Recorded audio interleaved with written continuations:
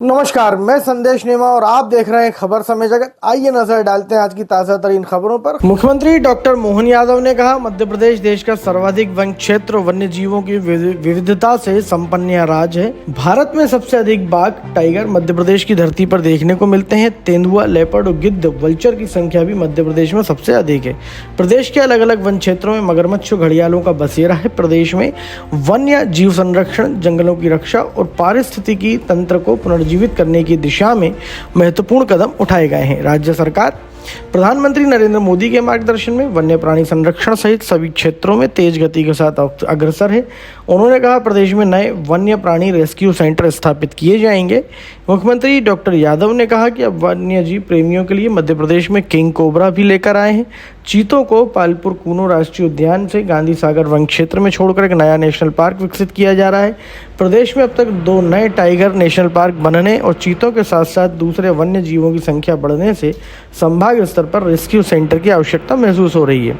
इन centres की स्थापना के लिए संबंधित अधिकारियों को निर्देशित किया गया है। हमारे वन्य जीव की दृष्टि से मध्य प्रदेश पूरे देश में, जैसे फॉरेस्ट का एरिया हमारा बहुत ज़्यादा है, उसी प्रकार से परमात्मा की दया से और हमारे सभी फॉरेस्ट डिपार्टमेंट और वन्य प्रेमियों के कारण से हमारे यहाँ मध्य प्रदेश में सभी प्रकार के वन्य जीव, जैसे टाइगर, देश में सबसे ज़्यादा टाइगर अगर कहीं है तो मध्य प्रदेश में है।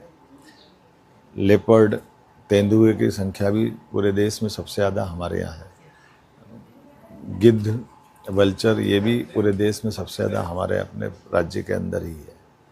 मगर, घड़ियाल, अब तो हमारे यहाँ किंग कोबरा भी लेकर के आए हैं। ऐसे में सभी जीवों के बढ़ती संख्या को सुरक्षित रखने के लिए रेस्क्यू सेंटर की भी आवश्यकता पड़ रही है। जब चीता भी हमारे यहाँ आए और दूसरे टाइगर अभयारण्य 2 हमने बनाए हैं। चीता के लिए भी पालनपुर कूनो के बाद अब गांधी सागर तरफ हमने उनको छोड़ करके एक नया पार्क डेवलप कर रहे हैं। तो मैं हमारे अपने कई अधिकारियों को मैंने भेजा है कि हमारे यहाँ रेस्क्यू सेंटर संभाग स्तर पर स्थापित होना चाहिए। अभी एकमात्र रेस्क्यू सेंटर हमारा अकेला भोपाल वन विहार में है, क्योंकि जानवर जब घायल होता है तो उसको सही समय पे सही इलाज मिल जाए और उसी आबो हवा से वापस उसको छोड़ दे। कई बार हमने महाकौशल से पकड़ के लाए और उसको रेस्क्यू करके भोपाल में रखते हैं तो उसको यहाँ के वातावरण आबो हवा में दिक्कत आती है। इसी प्रकार से हमारे यहाँ जब पर्यटकों की संख्या बढ़ रही है तो उस दृष्टि से हमारे यहाँ जू भी बढ़ना चाहिए।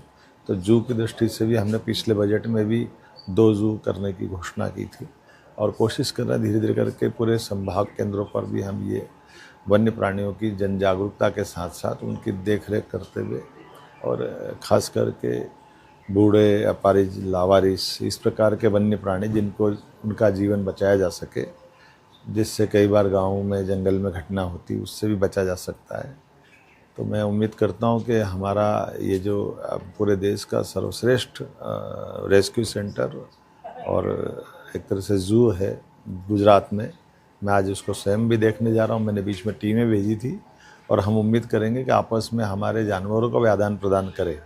जो हमारे यहाँ जानवर अधिकता में है उनको ज़रूरत होगी या वो रेस्क्यू से उनको सुविधा से बचा सकते हैं, तो आपस में हर एक प्राणी की रक्षा भी कर सकें और इस तरह से हमारे राज्य में भी क्या विकास हो सकता है।